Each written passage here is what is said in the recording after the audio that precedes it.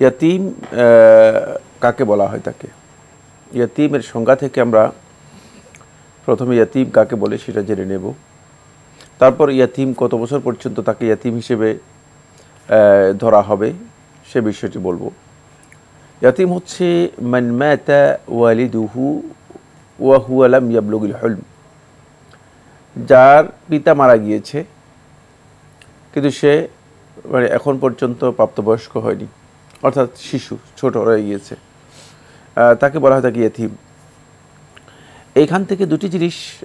আমরা পেয়েছি এক নম্বর বিষয় হচ্ছে কারো পিতার মৃত্যু হয়েছে কিন্তু সে প্রাপ্তবয়স্ক হয়ে গিয়েছে জীবনযাপন করতে পারে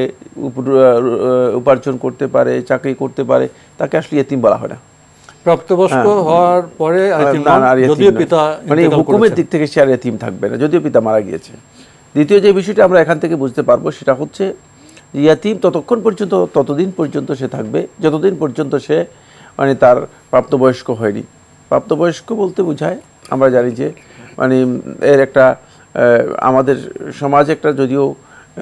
একটা মানে সময় নির্ধারণ অনেকে করে থাকেন কিন্তু এটা সময়ের মধ্যে জড়িত নয় এটা হচ্ছে তার যেটাকে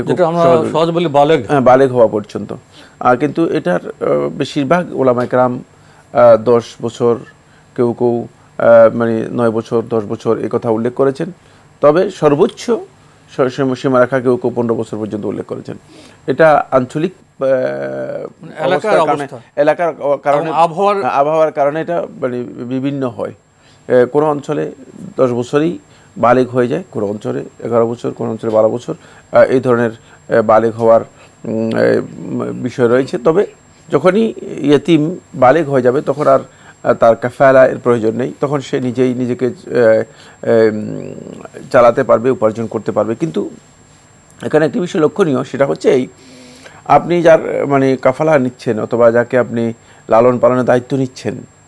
যদি দেখেন যে তার মানে বালেগ হওয়ার পরেও তাকে সহযোগিতা করলে সে ভালো কিছু করতে পারবে কারণ আমাদের এখানে মানে 10 বছর বয়সে যদি একটা ছেলে বালেগ হয় একটা কিশোর মানে বালক হয় দেখা যাচ্ছে 10 বছর পর্যন্ত সে কিছু করতে পারবে না জীবন যাপনের জন্য যে একটা পর্যায়ে চাকরি বাকরি পাবে না কোনো চাকরিও পাবে না কিছু পাবে না কারণ আমাদের এখানে একটা অন্তপক্ষে চাকরির জন্য একটা এজও দেওয়া আছে 18 বছরের কম হলে তাকে আমাদের মানে রাষ্ট্রীয় আইন অনুযায়ী তাকে প্রাপ্তবয়স্ক ধরা হয় না এবং তার কনসেন্ট গ্রহণ করা হয় না ইত্যাদি ইত্যাদি তো এই দিক থেকে বিবেচনা করে যদি দেখেন যে তার জন্য কল্যাণ হচ্ছে তাকে আরও কিছুদিন যদি লালন পালনের সুযোগ সুবিধা দেওয়া হয় অথবা তার জীবন যাপনের জন্য তাকে সাপোর্ট দেওয়া হয় তাহলে সে ভালো করতে পারবে তাহলে এই কাজটি উত্তম হবে কোনো সন্দেহ নেই আমরা খুবই গুরুত্বপূর্ণ বিষয়ে অবগত হলাম প্রিয় দর্শক আরও লিখেছেন আমি কোরআন বুঝে পড়া শিখতে চাই কিন্তু আমি কোনো মহিলা আলেম বা শুদ্ধ করে পড়াতে পারেন এরকম কোনো মহিলাকে পাচ্ছি না এক্ষেত্রে আমার করণীয় কি কীভাবে আমি সহি শুদ্ধ বা বুঝে পড়ব কোরআন দয়া করে আমাকে সহযোগিতা করবে আপনি সহজে কোরআন বোঝার জন্য যেই এখন বিভিন্ন বইগুলো আছে সেগুলো থেকে সহযোগিতা দিতে পারেন কোরআনিক ল্যাঙ্গুয়েজের উপর অনেকগুলো বই আছে কোরআনিক ওয়ার্ডের উপর অনেকগুলো বই আছে সেগুলোর সহযোগিতা নিয়েও আপনি ব্যক্তিগতভাবে প্রচেষ্টা করতে পারেন ব্যক্তিগতভাবে আপনি চেষ্টা করতে পারেন যতক্ষণ পর্যন্ত আপনি কোনো টিচার পাবেন না ততক্ষণ পর্যন্ত আপনি ব্যক্তিগতভাবে চেষ্টা করতে পারেন আর এখন আরেকটি জিনিস হয়েছে এখন অনলাইনেও কোরআন শেখার বিভিন্ন একটু হয়তো চেষ্টা করলে আপনি সেটি পেয়ে যাবেন অনেক গ্রুপ আছে যারা অনলাইনে কোরআন শিক্ষা দিচ্ছে কোরআনের তাজবিদ শিক্ষা দিচ্ছে কোরআনের এটাকে কয়জারি অনুবাদ এবং কোরআন বোঝার জন্য সহজ পদ্ধতিতে সুতরাং সেখানেও আপনি সহযোগিতা নিতে পারেন যদি আপনি ইউটিউবে গেলে পেয়ে যাবেন যদি আপনি মহিলা টিচার না পেয়ে থাকেন তবে কোনো সন্দেহ নেই এটা একটু চেষ্টা করতে হবে চেষ্টা করলে অবশ্যই এর সুযোগ পেয়ে যাবেন ইনশাআল্লাহ তাআলা